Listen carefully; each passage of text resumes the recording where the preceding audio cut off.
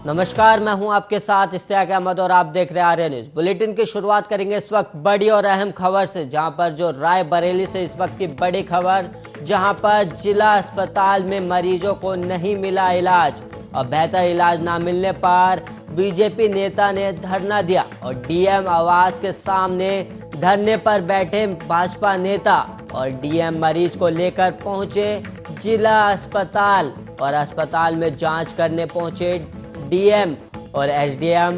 भारी फोर्स जिला अस्पताल में मौजूद है। इस वक्त की बड़ी और अहम खबर, जहां पर डीएम मरीज को लेकर पहुंचे हैं जिला अस्पताल। और इसके अलावा आपको बता दें, बीजेपी नेता ने धरना दिया था और डीएम के आगे, घर के आगे ही ये धरना दिया गया था, जिसके बाद डीएम खुद मरीज को लेकर अस्पताल में पहुंचे हैं और एसडीएम भारी फोर्स जिला अस्पताल में मौजूद है। रायबरेली से इस वक्त की बड़ी खबर, जहां पर मरीज को इलाज ना मिलने से लोगों में आक्रोश था, जिसको लेकर जिला अस्पताल में मरीज को इलाज नहीं मिला, जिसको लेकर बीजेपी नेता ने डीएम के घर के बाहर धरना दिया और बेहतर इलाज ना मिलने पर बीजेपी नेता का धरना देखने को मिल रहा था। और वहीं आपको बता दें, डीएम आवास के सामने धरने पर बैठे भाजपा नेता। गुरु पूर्णिमा के पावन अवसर पर प्रधानमंत्री नरेंद्र मोदी ने देशवासियों को शुभकामनाएं दी हैं। आज पीएम मोदी ने आषाढ़ पूर्णिमा धम्मचक्र दिवस कार्यक्रम में संबोधित भी किया। पीएम मोदी ने कहा, आप सभी को धम्मचक्र परिवर्तन दिवस और आषाढ़ पूर्णिमा की बहुत बहुत शुभकामनाएं। आज हम गुरु पूर्णिमा भी मनाते हैं और आज के ही दिन भगवान बुद्ध ने बुद्धत्व की प्राप्ति के बाद अपना पहला ज्ञान संसार को दिया था। और पीएम मोदी ने आगे कहा, आज कोरोना महामारी के रूप में मानवता के सामने वैसा ही संकट है जब भगवान बुद्ध हमारे लिए और भी प्रासंगिक हो जाते हैं। बुद्ध के मार्ग पर चलकर ही बड़ी से बड़ी चुनौतियों का सामना हम कैसे कर सकते हैं, भारत ने ये करके दिखाया है।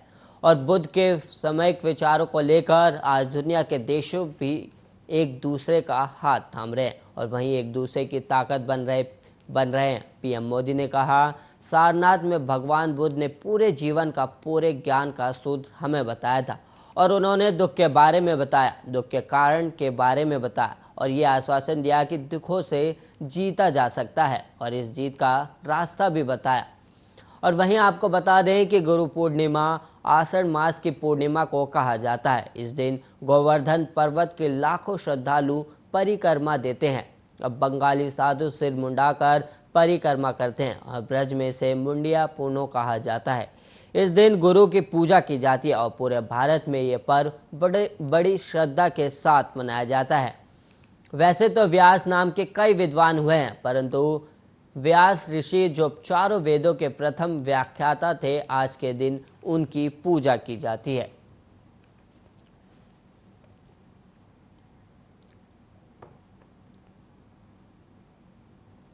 और वहीं भारतीय रिजर्व बैंक ने बैंकों के लोन के नियमों में बड़ा बदलाव किया है।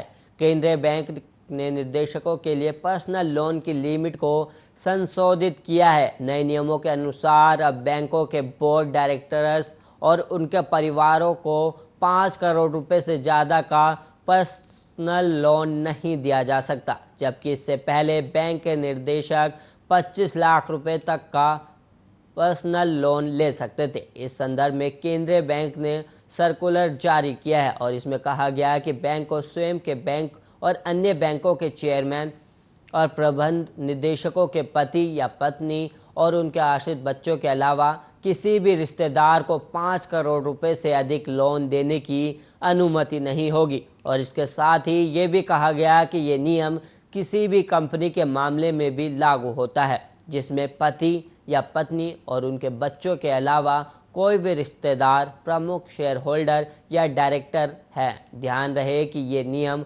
स्थानीय ग्रामीण बैंक, स्मॉल फाइनेंस बैंक और लोकल एरिया बैंकों के अलावा सभी शेड्यूल कमर्शियल बैंकों पर भी लागू होगा। और आरबीआई ने कहा कि उधार लेने वालों को उपयुक्त अथॉरिटी की तरफ से मंजूरी दी जा सकेगी। सभी दस्तावेजों के साथ बोर्ड को इसके लिए सूचित करना अनिवार्य है और वहीं इसके बाद बोर्ड लोन देने पर निर्णय करेगा। और दरअसल पिछले कुछ समय में कई ऐसे मामले सामने आए हैं जब मौजूदा डायरेक्टर्स ने अपने परिवार के सदस्यों को लोन देने के लिए अपने पद का दुरुपयोग किया है। और आईसीआईसीआई बैंक की एमडी चंदा कोचर पर भी अपने आधिकारिक पद का दुरुपयोग करने का मामला दर्ज है, इसलिए केंद्रीय बैंक इस पर भी सख्ती दिखा रहा है।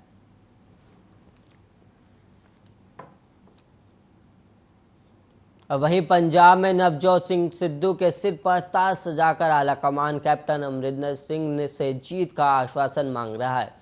पंजाब प्रभारी हरीश रावत के बयान से ये स्पष्ट हो गया है कि कांग्रेस के केंद्रीय नेतृत्व के लिए अभी भी कैप्टन उतने ही महत्वपूर्ण है जितने पहले थे। सिद्धू प्रधानगी का ताज सिर पर सजाकर चल रहे हैं तो कैप्टन पंजाब के सरताज के तौर पर पंजाब की सत्ता में कायम है। और वहीं कैप्टन अमरिंदर सिंह ने सिद्धू की ताजपोशी में रस्म अदायगी के तौर पर शिरकत मात्र की और दोनों नेताओं के दिल नहीं मिले। ये मंच पर ही साफ हो गया। कैप्टन ने खुलकर मंच पर भले ही कुछ नहीं कहा, लेकिन ये साफ कर दिया कि पंजाब की कमान हाथ में लेना कोई आसान काम नहीं है। और वहीं नवजोत सिंह सिद्धू उन सब जिम्मेदारियों को कंधे पर लेना होगा जो अभी तक अमरिंदर सिंह अपने कंधे पर उठाए थे। और ये पूरे राष्ट्र की सुरक्षा का विषय है जिसे लेकर उन्हें पूरे देश की चिंता है। गुरुवार को प्रियंका गांधी के फोन के बाद शुक्रवार को सिद्धू की ताजापोशी समारोह में कैप्टन आ तो गए, लेकिन पहले सिद्धू को पंजाब भवन चाय के लिए बुलाया। ऐसे में उन्होंने आलाकमान का मान भी रखा और अपनी भी चलाई।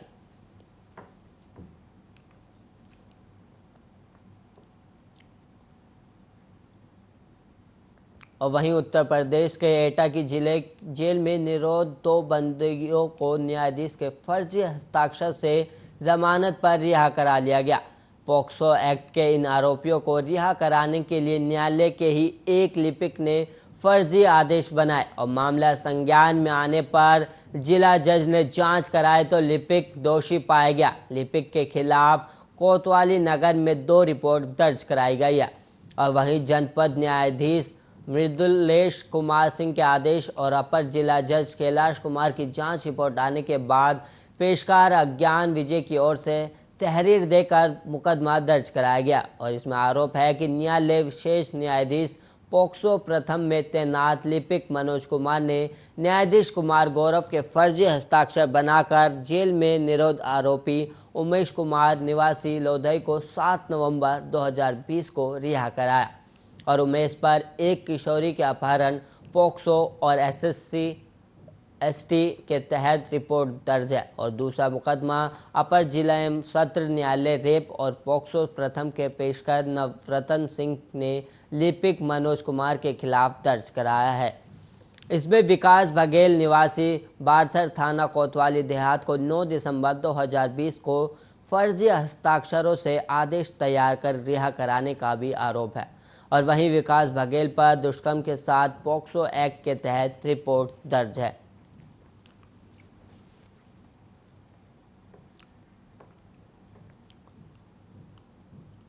और वहीं इस वक्त एक बड़ी खबर सामने आ रही है जहां पर दिल्ली हावड़ा रेल रूट पर टला बड़ा हादसा। गेटमैन की लापरवाही पड़ सकती थी भारी, सिर्फ सिंगल टॉर्च चालू कर सो रहा था गेटमैन। और वहीं एक स्थान पर बराबर जल रही थी सिग्नल टॉर्च। राम भरोसे पटरी पर सरपट दौड़ी ट्रेन और फाटक नहीं खुलने पर कार सवार ने बनाया वीडियो और कैबिन में सोते गेटमैन का वीडियो वायरल हो गया, जिसके बाद फतेहपुर के रमा रेलवे क्रॉसिंग का ये मामला है। और वहीं आपको बता दें रेलवे ने गेटमैन RK शर्मा को निलंबित भी कर दिया है। इस वक्त की बड़ी और अहम खबर जहां पर फाटक नहीं खुलने पर कार सवार ने बनाया वीडियो और वहीं कैबिन में सोते गेटमैन का वीडियो वायरल हो गया, जिसके बाद रेलवे ने गेटमैन RK शर्मा को निलंबित कर दिया। फतेहपुर के रंबा रेलवे क्रॉसिंग का ये मामला है जहां पर एक गेटमैन सोता हुआ नजर आया, जिसके बाद एक कार सवार ने उसकी वीडियो बनाई, जिसके बाद वीडियो वायरल होने के बाद रेलवे ने गेटमैन RK शर्मा को निलंबित कर दिया। हावड़ा रेल रूट पर टला बड़ा ट्रेन हादसा, गेटमैन की लापरवाही पर पड़ सकती थी भारी। और इस वक्त की बड़ी और अहम खबर, जहां पर सिग्नल टॉर्च चालू कर सो रहा था गेटमैन।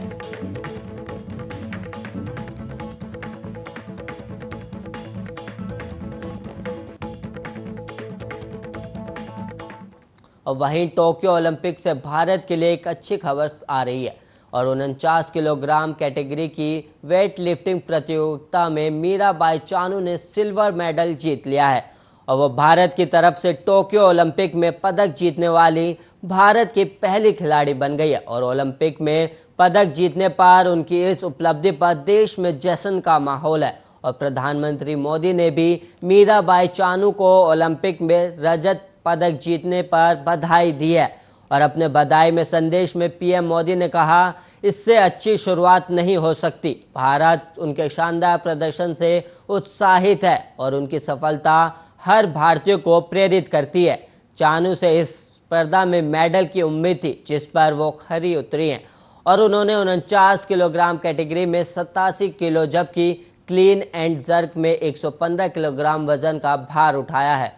और इसी तरह उन्होंने कुल मिलाकर 202 किलोग्राम का भार उठाया है। भारोत्तोलन में भारत की तरफ से ये अब तक सर्वश्रेष्ठ प्रदर्शन है और इससे पहले साल 2000 में सिडनी ओलंपिक में कर्णम मल्लेश्वरी ने वेट लिफ्टिंग में देश को कांस्य पदक जिताया था। उस समय कर्णन ने कुल मिलाकर 240 किलोग्राम भार उठाया था। तब उन्होंने स्नैच में 110 किलोग्राम और क्लीन एंड जर्क में 130 किलोग्राम भारत उठाकर ओलंपिक में भारत की तरफ से कांस्य पदक जीतने वाली पहली महिला बनी थी।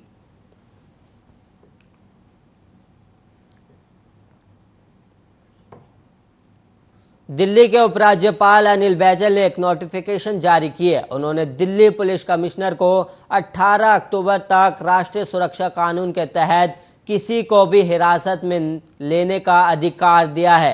राज्यपाल का ये आदेश स्वतंत्रता दिवस से पहले आए हैं और आपको बता दें कि कोई व्यक्ति देश की सुरक्षा और कानून व्यवस्था के लिए खतरा होता है तो उसे महीनों तक एहतियातन हिरासत में रखा जा सकता है।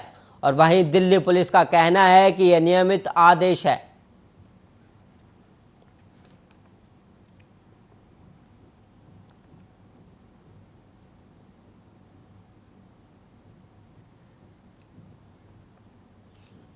और वहीं केंद्रीय गृह मंत्री अमित शाह आज श्रीलंका के 2 दिनों के दौरे पर है और जहां पर वह पूर्वोत्तर के 8 राज्यों के मुख्यमंत्रियों के साथ शनिवार को एक बैठक की अध्यक्षता करेंगे, जिसमें अंतर्राज्यीय सीमा मुद्दों पर चर्चा हो सकती है और ये जानकारी अधिकारियों ने दी है। इसके अलावा मेघालय प्रवास के दौरान शाह के कुछ आधिकारिक कार्यक्रम भी है और अधिकारियों ने शुक्रवार को बताया था कि शाह पूर्वोत्तर राज्यों के सभी मुख्यमंत्रियों, मुख्य सचिवों और पुलिस प्रमुखों के साथ शनिवार को बैठक करेंगे, जिसमें क्षेत्र में अंतर्राज्यीय सीमा मुद्दों पर चर्चा होने की संभावना है। और वहीं अमित शाह के कार्यक्रम का ब्यौरा देते हुए अधिकारियों ने कहा कि वह श्रीलंका के भारी इलाके में स्थित अंतर्राज्यीय बस टर्मिनस और न्यू श्रीलंका शहर में क्रायोजेनिक संयंत्र का उद्घाटन भी करेंगे।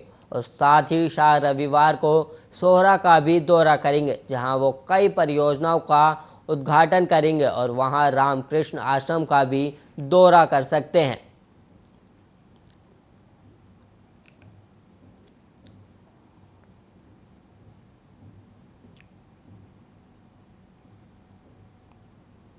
ऑक्सीजन की कमी से एक भी मौत न होने के मामले में राजनीति गर्मा गई है।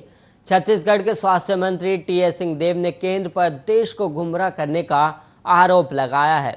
देव ने कहा कि केंद्र ने राज्य से ऑक्सीजन की कमी के कारण होने वाली मौतों की जानकारी कभी नहीं मांगी और छत्तीसगढ़ में अब तक इस तरह की मौत का कोई रिकॉर्ड नहीं है। और वहीं छत्तीसगढ़ सरकार राज्य में कोरोना वायरस महामारी की दूसरी लहर के दौरान हुई मौतों का फिर से ऑडिट करेगी, जिससे ये पता लगाया जा सके कि उनमें से कोई मौत ऑक्सीजन की कमी के कारण हुई है या नहीं। सिंहदेव ने कहा कि हम पहले से ही कोविड-19 से संबंधित मौतों का ऑडिट कर रहे हैं, लेकिन कोई मौत ऑक्सीजन की कमी के कारण हुई है तब हम फिर से इसे ध्यान में रखते हुए ऑडिट करेंगे। सिंहदेव ने कहा कि राज्य में कोविड की दूसरी लहर के दौरान अस्पतालों में या बाहर ऑक्सीजन की कमी के कारण हुई मौत की जानकारी प्राप्त करने के लिए ऑडिट का विस्तार किया जा रहा है। और वहीं पारदर्शिता लोकतांत्रिक ढंग से चुनी गई सरकार का मूल है और हम पारदर्शिता का पालन करेंगे। केंद्र संसद में ये कह रहा है कि राज्यों ने उन्हें बताया है और अगर उन्होंने हमसे इसके बारे में कभी नहीं पूछा तब हमने उन्हें कैसे बताते। और दरअसल केंद्र सरकार ने इस महीने की 20 तारीख को राज्यसभा में कहा था कि कोविड-19 की दूसरी लहर के दौरान राज्यों और केंद्र शासित प्रदेशों में ऑक्सीजन की कमी के कारण कोई भी मौत नहीं हुई। बाद में विपक्षी दलों ने इसे लेकर केंद्र सरकार की आलोचना शुरू कर दी।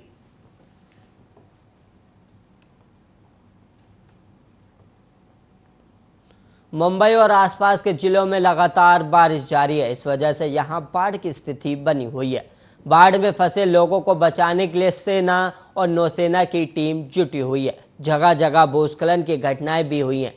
पूर्वी मुंबई में शुक्रवार तड़के गोवंडी के शिवाजी नगर इलाके में एक मंजिला मकान ढहने से कम 4 लोगों की और मौत हो गई और 9 लोग घायल हो गए।